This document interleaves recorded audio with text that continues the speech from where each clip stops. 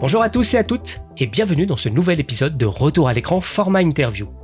La dernière fois, nous avions eu le plaisir d'entendre Alain Schlokhoff, rédacteur en chef du magazine L'Écran Fantastique, et qui revenait avec nous sur le festival qu'il a créé dans les années 70, le Festival international du film fantastique et de science-fiction de Paris. Un épisode en 2 parties, toujours accessible sur toutes les plateformes de podcast et sur YouTube. Et aujourd'hui, afin de compléter notre saga en mode vidéo club, j'ai le plaisir de rencontrer le documentaliste et journaliste de cinéma, Lucas Balbo, qui m'accorde un entretien en 2 parties. Bonjour Lucas. Bonjour. Alors Lucas, après avoir édité un fanzine dans les années 80, vous avez écrit plusieurs livres sur le cinéma. Tout d'abord, un catalogue des films de Jess Franco, publié en 1992, et par la suite un livre sur l'acteur et réalisateur de films érotiques et de genre, Michel Lemoine. Un livre intitulé « Michel Lemoine, gentleman de l'étrange ». Tout à fait. Mais vous avez aussi écrit un livre sur Star Crash, un film de SF de Luigi Cozzi, dont la préface est justement signée Alain Schlokhoff. Oui, c'est une collaboration inter-journaliste internationale. Même Cozzi m'a aidé un peu à corriger quelques erreurs que j'avais faites dans le texte. Et vous avez également collaboré avec Laurent Aknin sur l'excellent livre Les classiques du cinéma bis. Et enfin, vous avez écrit un livre totalement incontournable sur la cassette vidéo, VHS Story, l'âge d'or de la vidéocassette en France. Un livre qui est coédité par les éditions Lucas Balbo et Metaluna Store. Tout à fait, oui.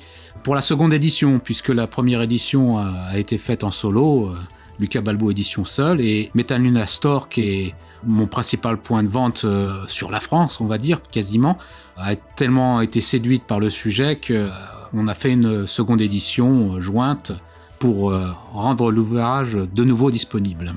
Alors, histoire de donner un avant-goût aux auditeurs, ce sont 192 pages de pur bonheur pour des gens qui ont vécu ces années VHS dans les années 80 et 90, mais aussi pour les plus jeunes qui voudraient en savoir plus sur ce format vidéo.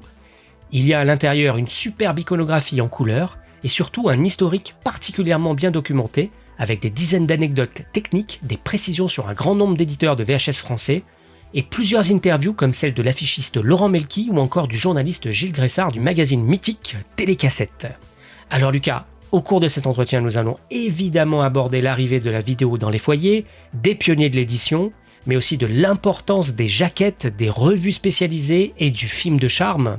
Et puis bien sûr, nous ferons des focus sur des éditeurs comme René Château, VIP, Hollywood Video, Gaumont, Proserpine, Filafilm ou encore Action Film.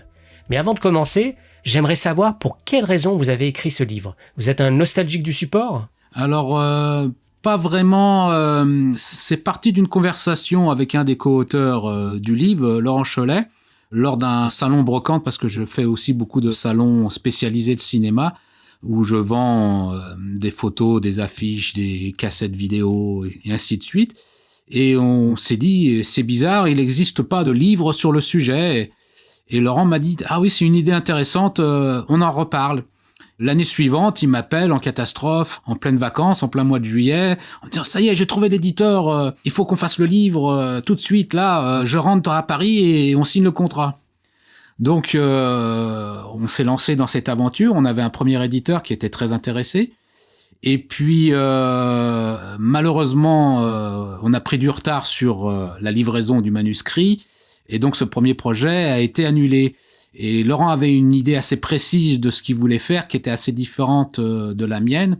Donc moi j'ai repris le projet en main et je l'ai fait à ma manière. Et donc oui, je voulais faire un historique.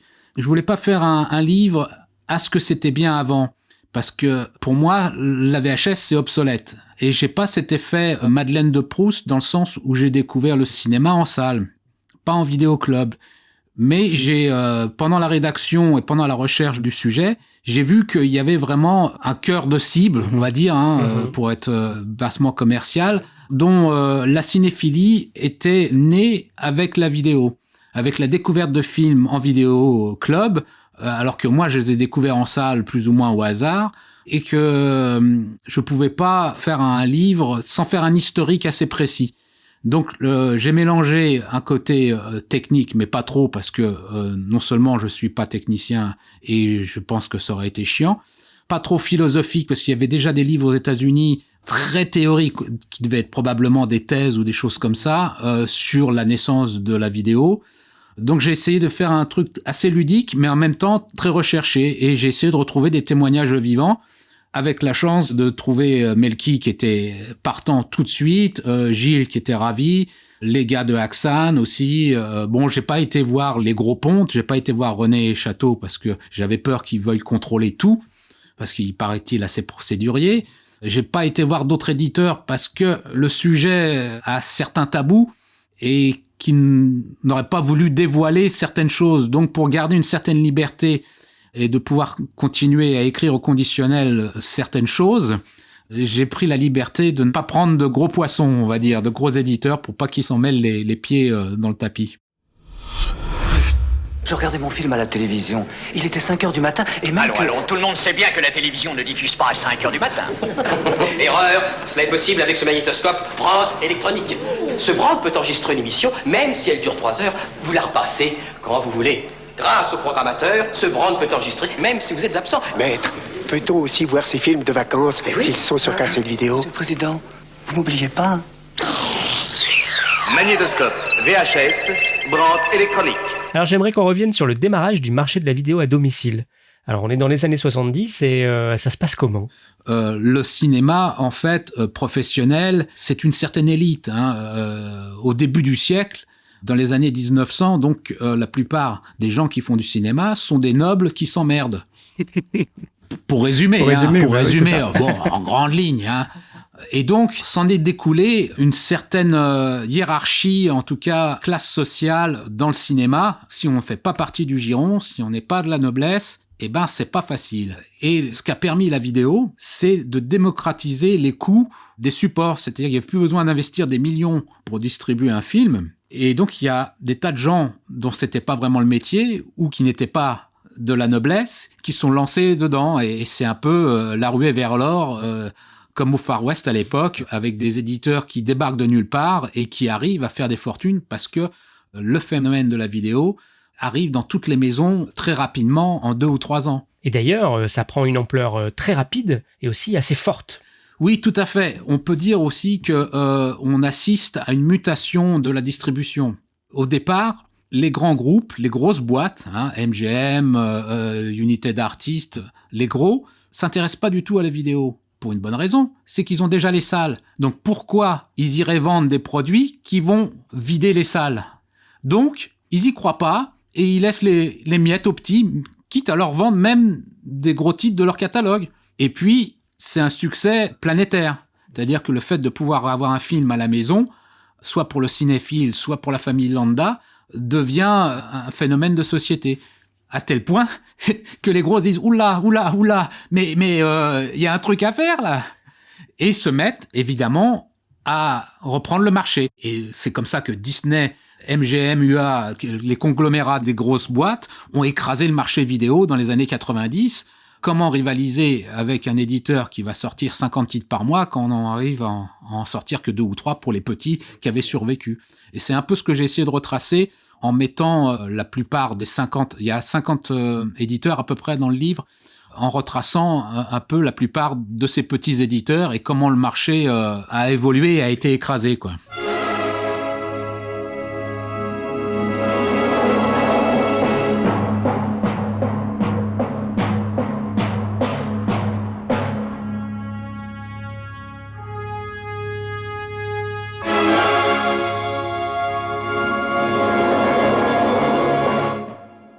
Après Big Boss, La Fureur de vaincre, Opération Dragon et La Fureur du Dragon, René Château et AMLF présentent Bruce Lee, le seul, le vrai, l'unique, l'immortel dans Le Jeu de la Mort. Et qui sont les premiers, les pionniers dans l'édition en France Alors de la vidéo, le plus connu, c'est René Château, qui est venu de la presse, en fait, qui était un attaché de presse, mais qui au départ, et c'est lui qui le dit, c'est pas une info secrète, il était chef d'une entreprise de carrelage, et qui était très cinéphile, qui avait cette nostalgie des grands spectacles qu'il allait voir dans les années 50, les films de James Dean, il a créé le ciné-club James Dean, et par extension, donc du fanzina, il est passé au métier d'agent, et après de producteur-distributeur. Mais lui, c'est le plus connu, on retrouve beaucoup de choses. Après, il y a beaucoup de petits indépendants moins bien connus. Il y a le fondateur d'une boîte qui s'appelait VIP, Victor Gunther Bialek, qui a créé au début le premier vidéoclub de la région parisienne, qui était en fait un salon privé. C'est-à-dire c'était pas un endroit où on allait chercher une cassette tous les week-ends, il fallait être membre et on visionnait sur place. Et c'était des cassettes humatiques, parce qu'il a commencé en 75 ou bien avant l'arrivée de la VHS qui arrive en France vers 78-79. Alors peut-être un peu avant pour les gens qui avaient des connexions au Japon ou aux États-Unis, parce que le matériel est arrivé plus tôt là-bas, mais en France, ça arrive fin des années 70. Ouais. Et donc lui a commencé bien avant, quoi, dès le milieu des années 70, avec ce salon privé où quelques initiés venaient s'encanailler, parce que c'était ouvert jusqu'à minuit. Ah. Et oui, les premières années, c'était ouvert jusqu'à minuit. Après, dès que la VHS est arrivée, il a transformé, c'est devenu un vidéoclub normal, entre guillemets. Mais voilà, ça, c'est une étape aussi de la vidéo qu'on connaît beaucoup moins. Ouais. Après, il y a des gens comme Hollywood Video. Là, c'est 2 gens qui travaillaient dans la radio, si mes souvenirs sont bons, à RMC. Un qui venait de la radio et un qui avait un magasin de disques import sur les Champs-Élysées, qui était dans une des galeries qui était mondialement connue de tous les collectionneurs de disques, etc., qui sont lancés dans l'édition et qui aussi, parallèlement, ont édité Téléciné Vidéo. Oui, ouais, donc voilà, le magazine complétait, faisait la promotion et ils avaient un flair redoutable pour acheter des films qui n'intéressaient pas les majors, mais on va parler d'Evil Dead par exemple. Voilà, ils ont réussi à percer là où tous les majors ont pas osé, quoi. Pas osé aller sur ce terrain, ouais. Donc Jean-Jacques Vuillermin et Franck Lipsic. Voilà.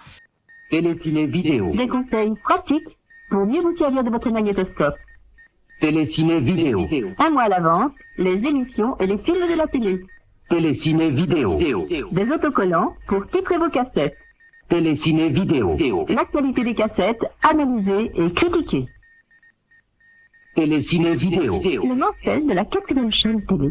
Et puisqu'on parle de Téléciné Vidéo, justement, il y a tous ces magazines qui arrivent dans les kiosques, des magazines spécialisés dans la vidéo, comme le mensuel Vidéo 7, qui rachètera d'ailleurs plus tard Téléciné Vidéo, ou encore Télécassette, un guide télé hebdomadaire, où on pouvait découper les jaquettes des films qu'on enregistrait à la télévision. Tout à fait. Là, on touche vraiment l'effet Madeleine de Proust, parce qu'en fait, tous ces supports n'ont pas survécu au DVD. Donc c'est des magazines qui ont disparu encore plus vite que la cassette vidéo, on va dire, pratiquement, parce qu'ils n'ont pas su se recycler et qu'ils étaient très subis, évidemment, à faire la promotion plus ou moins cachée des films distribués, parce que c'est évident que s'ils massacraient un film dans leur ils avaient plus de cassettes de visionnage.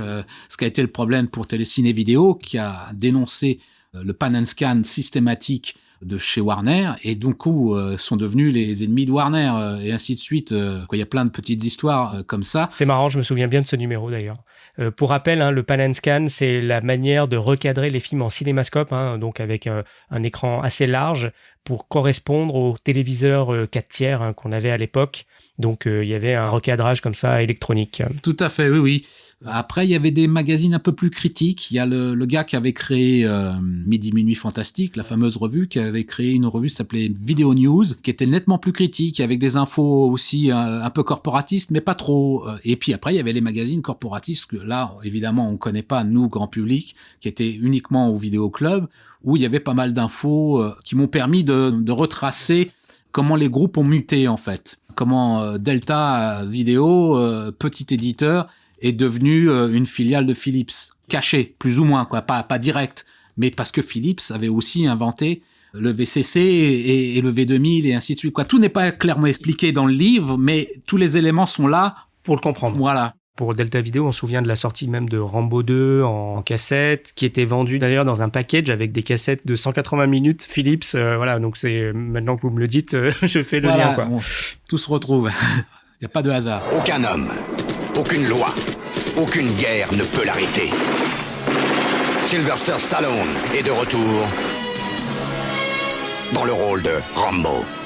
Rambo 2, la mission. Et au début de l'aventure à domicile, la VHS s'est imposée progressivement, mais il y a eu plusieurs formats, hein. On a parlé de l'U-matic, qui ne s'est pas imposé dans le grand public, mais il y a eu aussi le V2000 et le Betamax. Le Betamax. Et le Betamax est arrivé en fait avant. Ouais. Ça a été une bataille industrielle au Japon, principalement, qui est décrite d'ailleurs dans un film qui est inédit en salle en France, comme par hasard, produit par JVC comme par hasard, dont je parle brièvement dans le livre, dont j'ai fait l'acquisition par un correspondant japonais, parce qu'il y a des sous-titres anglais. Le biopic de Shizuo Katano, le créateur de la VHS, hein, c'est un film de 2002 dont vous parlez justement dans le livre. Voilà, c'est... Et donc, en fait, au début, JVC et Sony travaillaient ensemble sur un projet de magnétoscope grand public, puisqu'il existait déjà des magnétoscopes à bande qu'on chargeait manuellement. En fait, il y a eu une scission, et Sony a sorti d'abord son Betamax, en laissant JVC se débrouiller avec leur propre invention. Le seul truc, c'est que les Betamax ne faisaient qu'1 heure. Ouais. Donc, on ne pouvait pas avoir de film. Et à 1 an près, donc, le Betamax naît, JVC arrive avec le format du VHS, avec un format de 2 heures. Et, autre petit détail, c'est license free, c'est-à-dire qu'il laisse la patente du VHS disponible aux autres constructeurs, alors que Sony se gardait l'exclusivité du Betamax, parce qu'elle voulait contrôler toute la chaîne, voilà. Ouais. Donc, le VHS, évidemment, s'impose pour les débuts des films. Après, Betamax sort une version de 3 heures, etc. Mais c'est déjà un peu tard. Le format perdure parce que professionnellement, c'est le même format de cassette que les caméras professionnelles. Oui. Donc, le format perdure du Betamax pendant, on va dire, 5-6 ans. Il est toujours produit, mais petit à petit, la plupart des éditeurs ne sortent que les versions VHS, alors qu'on peut voir dans ces magazines des années 80 que les films étaient sortis en V2000, en Betamax. Which VCR is right for you, VHS or Beta? VHS video cassettes play longer, which can save you money. Beta produces the best possible picture. What may be no big deal to some people may be a big deal to you. That's why NEC makes both VHS and Beta to give you the best choice. Which VCR is right for you? NEC. Et il y a encore un 4e format, on va dire, puisque là ça en fait 3, qui est jamais arrivé en France. Ah ouais. Un format dont je parle brièvement. Avec des cartes, c'est ça? C'est avec des cartouches, le Cartrevision, qui est développé donc par AFCO, avec la base du catalogue AFCO, et les magasins Sears, qui est une sorte de Darty américain. Donc, qui était vendu en unité totale, c'est-à-dire que le magnétoscope était inclus dans la télé. C'était un meuble énorme, et sur le côté, il y avait une sorte de tiroir, parce qu'il y a des vidéos sur YouTube, si vous cherchez Cartrevision, faites-vous plaisir, parce que c'est un vrai délire total.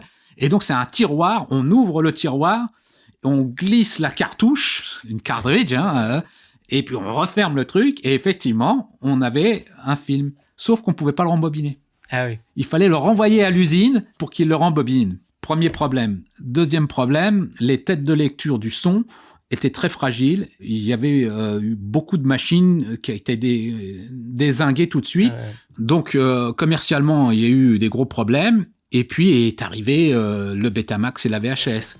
Hello, I am Cartrevision. Come closer. I love an audience. That's better. I'm a color television set. I'm a time machine, a theater, a school, a creative movie studio. Let's get together again soon. At your house. Just ask for Cartrevision. Et il y a d'autres formats encore. Il y a un format Fisher-Price. Fisher-Price a fait une caméra pour enfants où on pouvait enregistrer de la vidéo sur une cassette audio. Tout ce qui est bande magnétique. Il ne faut pas résumer l'histoire de la vidéo à la VHS. C'est vrai que c'est le format qui a dominé, mais il y a eu plein d'autres trucs qui marchent encore plus ou moins. Mais là, il faudrait qu'il y ait vraiment un musée. Il y a de quoi faire un musée. Ouais, sur la vidéo. Ouais.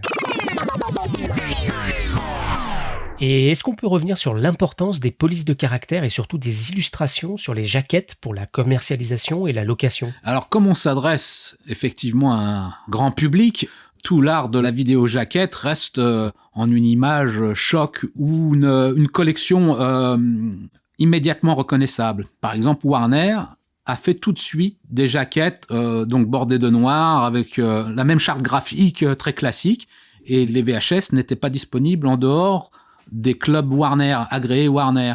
René Château a été aussi un des plus fins éditeurs, stratèges, pour avoir une image reconnaissable avec les petites étoiles autour de la face 1, généralement de l'affiche du film, et une logotypie qui lui est propre et qui se démarquait de tous les autres, à tel point que certains des éditeurs ont rajouté des étoiles. Voilà, les petits éditeurs sur les années 90 qui vendaient en supermarché faisait des fausses cassettes René Château, quoi. Après, chez René Château, il y a tout le marketing mis en place, notamment la collection de films d'horreur, comme Maniac, Massacre à la tronçonneuse, Exactement. avec des jaquettes qui avaient la mention en version intégrale, et surtout la fameuse tagline « Les films que vous ne verrez jamais à la télévision ». Oui, il a bien compris qu'il faut faire quelque chose de différent de ce qu'il y a au cinéma et à la télé, évidemment. Ça a été une des grandes ruses, bien que, en finale, avec le recul, 10 ou 15 ans après, on s'aperçoit que finalement les films étaient coupés. Les fameuses versions non censurées et intégrales sont pas si intégrales que ça. Lorsqu'il n'y a plus de place en enfer, les morts reviennent sur Terre. Zombie, une sélection René Château. Mise en scène par Georges Romero, le metteur en scène du classique de l'épouvante, La Nuit des Morts Vivants. Et au niveau des illustrateurs, il y en a un qui est indissociable de cette période, c'est Laurent Melki, qui a fait les affiches pour le cinéma de Creepshow et Freddy 3. Tout à fait. Mais surtout pas mal de films d'horreur en VHS comme La Dernière Maison sur la Gauche, Frisson, Ghoulies, Captain Chronos, et puis certaines rééditions des films de Jean-Paul Belmondo et même des couvertures de magazines comme Vidéo 7, dont on a parlé avant. Oui, alors Laurent Melki, c'est vraiment l'art du graphisme des 70s, on va dire. Melki, quand je l'ai rencontré pour l'entretien qui est dans le livre, je lui dis « Mais tu fais de l'art pompier ?» Il dit « Oui, tout à fait. » Il le reconnaît, il dit « Il faut que ça claque, il faut que ça pète, il faut qu'il y ait du sang, des gros guns, comme on dit maintenant, des gros seins, voilà. Il faut que ça pète. » Et c'est vrai que il survendait le film, à tel point que les éditeurs vidéo, au bout de quelques années, on nous dit « Non, mais Laurent, on a un problème. En vidéo club, les gens, ils voient bien les jaquettes, ils regardent le film et ils reposent le boîtier parce que maintenant, au bout de 2 ans, ils savent très bien que ce qui est sur la jaquette ne sera pas dans le film. » C'est ça le truc avec Laurent Melki. Modeste, il a toujours du mal à réaliser que son travail est devenu culte. Des centaines d'affiches et jaquettes qui ont façonné l'imaginaire de plusieurs générations de fans de films d'horreur et autres. La VHS, ça a été vraiment l'âge d'or de l'affiche de film. Ça, c'est vraiment incroyable parce que c'était une liberté totale. C'est liberté artistique et de culturelle. Moi, c'était sans entrave. Alors là, on parle de films d'horreur, de films chocs, mais de l'autre côté du spectre, dans un registre beaucoup plus doux, il y a les dessins animés pour les enfants. Et bizarrement, Disney met un certain temps à arriver sur le marché de la VHS. Effectivement, la vidéo, pour les parents, avoir un dessin animé de Disney, c'est la paix garantie au foyer.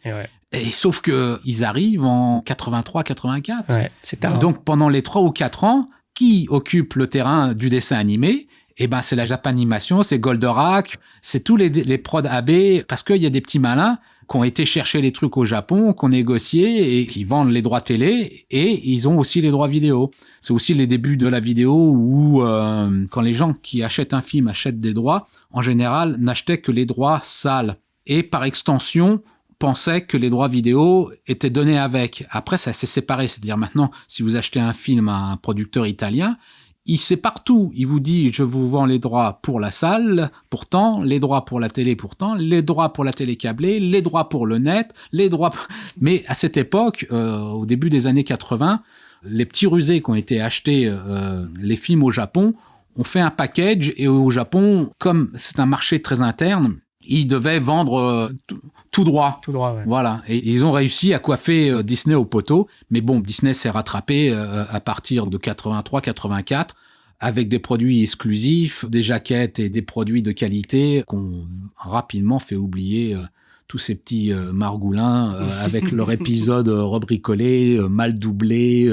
C'était des Goldorak, c'était des versions... oui, rapiécées, condensées. Condensées, voilà, rapiécées, condensées, avec des doublages ridicules ou très, très bas de gamme, quoi. Goldorak, go! Alors on va s'arrêter là pour cette première partie de l'entretien. Et dans la deuxième partie, nous allons aborder des éditeurs en particulier comme Scherzo, Gaumont, Proserpine, Filafilm, Accent Film, sans oublier aussi les films de charme. Et puis on évoquera la fin de l'ère de la VHS aussi. Avant de se quitter, j'aimerais qu'on rappelle le titre de votre livre VHS Story, l'âge d'or de la vidéocassette en France, aux éditions Lucas Balbo et Metaluna Store.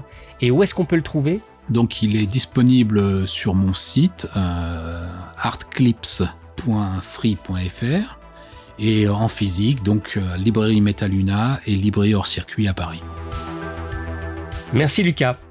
Vous pouvez retrouver tous nos anciens épisodes sur toutes les plateformes de podcast et sur YouTube. C'était Mick, à très vite pour le prochain épisode de Retour à l'écran, Interview.